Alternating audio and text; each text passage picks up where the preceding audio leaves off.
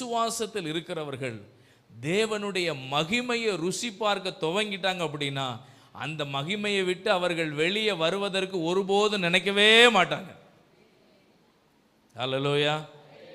அவருடைய மகிமையை ருசிக்க வேண்டும். மோசேயை கர்த்தர் அந்த கண்மலைக்குள் வைத்து தன்னுடைய மகிமையை அவனுக்கு காண்பித்தார். அவருடைய மகிமை அவ்வளவு இன்பமானது.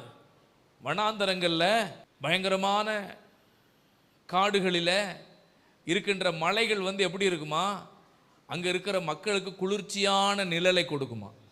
பயங்கரமான வெயில் அடித்து மக்கள் இளைப்பாற இடம் இல்லாமல் இருக்கும்போது இந்த கண்மலையினுடைய பிளப்பு எப்படி இருக்கிறது, அவர்களுக்கு இளைப்பாறுகின்ற ஒரு இடமா இருக்குது.